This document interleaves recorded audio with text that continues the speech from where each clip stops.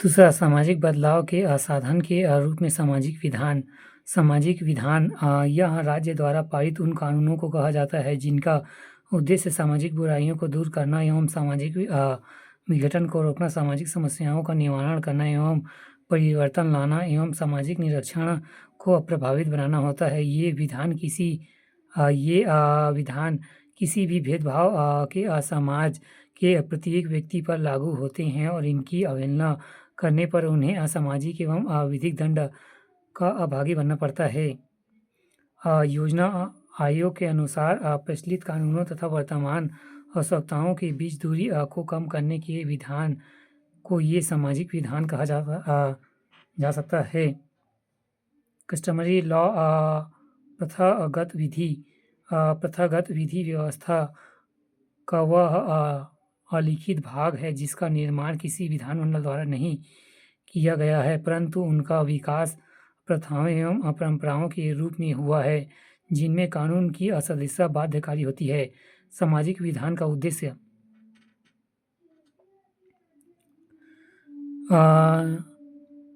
नियमन की स्थिति उत्पन्न करना एवं सामाजिक सुरक्षा प्रदान करना, सामाजिक आवश्यकताओं का पूर्वानुमान करते हुए सामाजिक व्यवस्था में परिवर्तन लाने का प्रयास करना, सामाजिक बुराइयों को दूर करना, सामाजिक घटना को रोकना, वंचित वर्गों को संरक्षित प्रदान करना, समाज में सुधार व परिवर्तन लाना।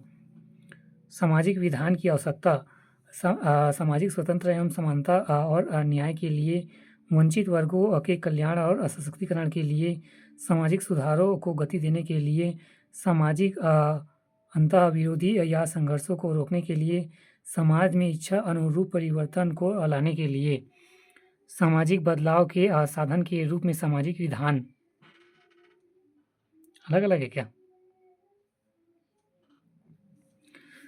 सामाजिक विधानों का प्रभाव समाज में बदलाव के रूप में प्रतिलक्षित होता है। विभिन्न क्षेत्रों में बनाए गए विधानों के माध्यम से सामाजिक बुराइयां कम हुई है, उन क्षेत्रों में बदलाव आया है तथा वे क्षेत्र सशक्तिकरण की ओर अग्रसर हैं। महिलाओं से संबंधित विधान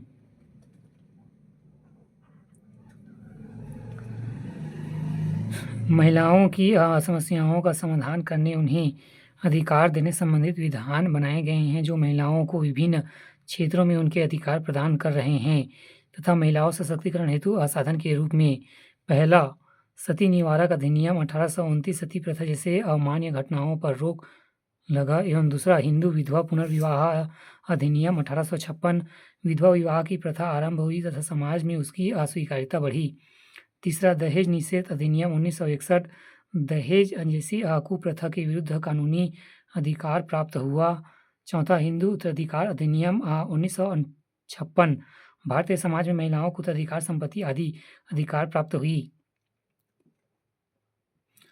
पांचवा घरेलू हिंसा से संरक्षण अधिनियम 2005 घरेलू हिंसा और यौन हिंसा से संरक्षण प्राप्त होगा।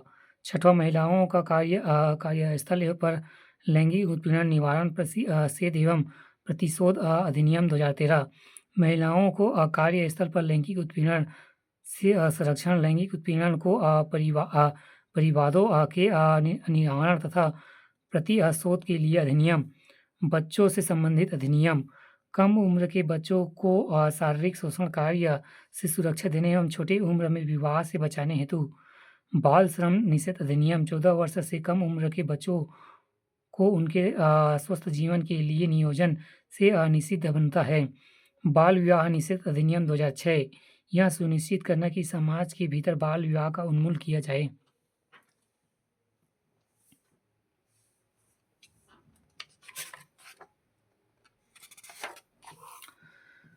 मजदूर वर्ग हेतु विधान शोषण से बचाने तथा मजदूर वर्ग को उसका अधिकार प्रदान करने हेतु निर्मित। पहला बंधुआ मजदूर निषेध बंधुआ मजदूरी की कुप्रथा के उन्मूलन हेतु जनसंख्या के कमजोर वर्ग के आर्थिक वास्तविक शोषण को रोके जाने हेतु अधिनियम। दूसरा कारखाना अधिनियम 1948 इस अधिनियम में कारखाना में काम करने वाले श्रमिकों की सुरक्षा, स्वास्थ्य एवं कल्याण संबंधित विभिन्न आवश्यकताओं हेतु अधिनियम।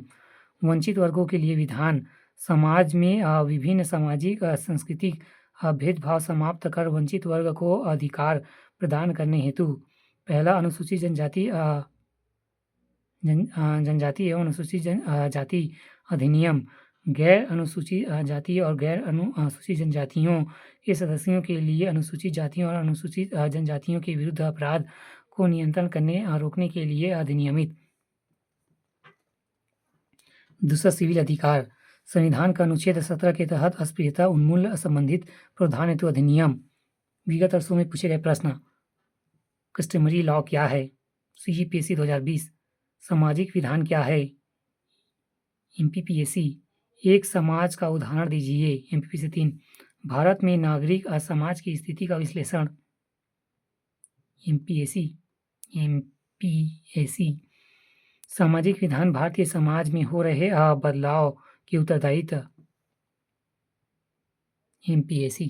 CGPSC की तैयारी कर रहे हैं MPAC की।